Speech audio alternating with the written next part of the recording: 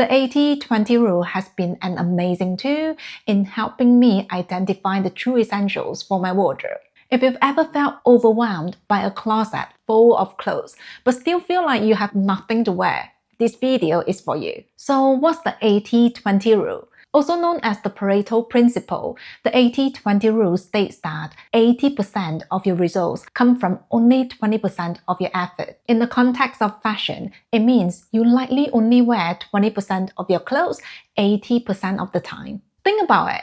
How many times have you been reaching for the same pieces over and over again while the rest of your closet sits there collecting dust? Well, that's the 80-20 rule in action. Now you might ask, why bother so much curating your wardrobe? Well, here's why. If you know what you love wearing, it can really simplify your life, save you time getting dressed, and help you shop more intentionally. In fact, those things completely changed my life. By identifying the 20% of your clothes that you love wearing, you can declutter your closet and focus on what actually works for you. It's about finding freedom in fewer but better pieces. In some extreme cases, you might even downsize your home and your entire life. In fact, I have used the 80-20 rule on so many areas of my life. And it's the reason why I was able to transition from living a very miserable life to now enjoying every single day with purpose, joy, and gratitude. And here's the video I'm referring to, so if you haven't already, make sure to check it out. Anyway, this video is about applying the 80-20 rule to your wardrobe. So how do you identify your 20% essentials? Here are 5 steps to get you started. Step 1. Track your outfits. For a few weeks, notice what you wear every day and you'll start to see patterns. For example, that go-to jeans, that comfy sweater, and the shoes you slip into without even thinking. These are your 20% essentials. Personally, I've never created a journal or a spreadsheet for this. I feel like as long as you pay a bit of attention to what you wear every day, you will get a very good idea about your true essentials. Step 2 is to separate the pieces that you wear a lot from those that hardly ever see the light of day. That being said, I think it's so important to remind ourselves that just because something doesn't get used a lot, it doesn't mean it's useless. For example, those special occasion dresses. These are the elements that you might not wear every day, but they can come in so handy one of those days. In fact, I love having a few special occasion elements in my wardrobe because then I know I don't have to do any panic shopping when I do receive a wedding invitation, for example. So don't feel like you have to remove everything that you don't wear every day. Personally, I think a more realistic approach is to ask ourselves, will I buy this again? And if the answer is no, that item clearly doesn't belong to your 20%. Step 3 is to analyze your lifestyle. Think about your daily life, including work, social events, leisure activities, and so on. Your essentials should reflect your actual lifestyle, not a fantasy one. If you work from home, for example, you probably don't need 15 formal dresses. Similarly, if you have to carry a lot in your everyday life, it doesn't make sense to have a huge collection of tiny handbags. So make sure to be honest with yourself just so you can invest in the 20% that will actually serve you. Step 4 is to pay more attention to fabrics and materials. This is a small thing, but it will make a big difference. The thing is, when we buy bags and clothes, we tend to focus a lot on the more superficial aspects like designs and colors. But in our everyday life, what we tend to reach for are pieces which are comfortable and practical. This is why not many of us wear those Christian Louboutin high heels when doing grocery shopping. And here's another example. So let's say you have to travel a lot for work and you have to carry your laptop everywhere with you. In this case, you might want to go for a waterproof bag with padding to protect your electronic gadgets, rather than a luxury leather bag with an open top, such as the Hermes Birkin. You see, as beautiful as the Birkin bag is, it kind of lacks security, plus it can also be incredibly heavy to carry without a shoulder strap. Step 5 is to look into decluttering your 80%. Now, you do not have to downsize your wardrobe to the bone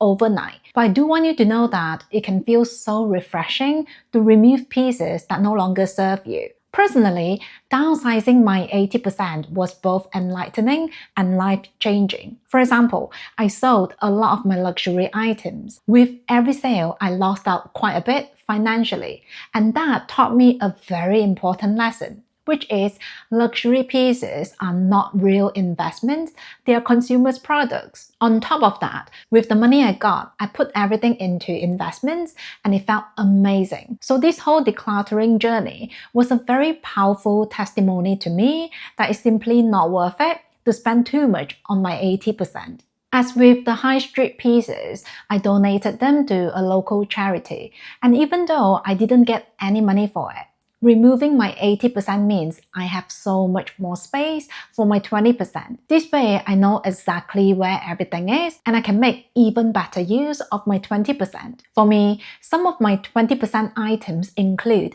my very comfy cashmere jumpers, my Ugg boots, skinny jeans, all my earrings, my favorite down jacket, Burberry trench, Woolrich Parker jacket, Longchamp La Plage, Birkin 25, and the Louis Vuitton mini backpack. These are the pieces I reach for time and time again because they fit my personal style, lifestyle, and comfort preferences. I'm sure you have your very own 20% favorites, and I would very much love to know what they are. Now that you've identified your essentials, how do you use that to shop more intentionally? First of all, make sure to invest in your 20%. Allocate your shopping budget to replace or upgrade those key pieces that you wear all the time. This could mean spending more on quality items such as your everyday shoes, jewelry, or buying cashmere instead of the cheaper synthetic fabrics. For example, I love wearing ankle boots for autumn and winter. In fact, I wear them almost every single day for those seasons. Now, I've tried over-the-knee boots before and I still have one pair in my collection. They do look beautiful and so very classy, but they just take too much time to put on and remove. So whenever I look for shoes now, I always go straight to the ankle boot section. And what I look for are pieces that feel very comfy to walk in, but also incredibly easy to slip into. Some of you know I've been wearing these Acne Studio boots for years. These ticked all the right boxes for me and I love them to bits. But when I want to look a little more casual, I love reaching for these Ugg boots, which are incredibly warm and comfy. Another shopping tip I have is to create a shopping list based on gaps. So what I mean is, you want to identify the missing elements in your 20% essentials and focus on buying those rather than spending more on what you already have. For example, let's say you already have a small collection of everyday cashmere jumpers, but you're missing a good quality scarf. In this case, it makes more sense to buy a cashmere scarf rather than another cashmere jumper. This way, you can create a wardrobe that's not only functional, but also reflects your personal style. Another way to shop with intention is to avoid the temptation of the 80%. Now, I totally understand that it can be so very tempting to buy something just because it looks amazing on someone else. I think one of the reasons why we buy things that we don't use or get to use is because of our tendency to idolize lifestyles, which on the surface might come across more exciting than the one we're living. I'll be the first to say I used to do that a lot. In fact, at some point, I spent a lot of money on my 80%, when deep down I knew they were not the best fit for me. But I kept telling myself, you know what, I'm going to make it work. For example, I work in a job where I'm not really supposed to wear bracelets.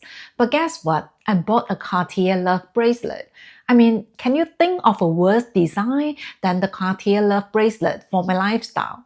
Luckily, I now embrace my life and I don't splurge on my fantasy self anymore. Remember, we all live such different lives, and the best thing you can do for yourself is to support your life with a wardrobe that works for you. Now, a very common worry about applying the 80-20 rule to your wardrobe is the fear of not having enough variety. But truthfully, Just realizing that I can always rely on my 20% means I never feel like I have nothing to wear. If anything, I absolutely enjoy mixing and matching my 20% to create a lot of varieties quite effortlessly. At the end of the day, the whole point of 80-20 is to remove distractions and only keep the pieces that work for you. Personally, I very much enjoy not having to deal with decision fatigue thanks to 80-20. By applying the 80-20 rule to your wardrobe, you can create a closet that works for you, not against you. So give it a try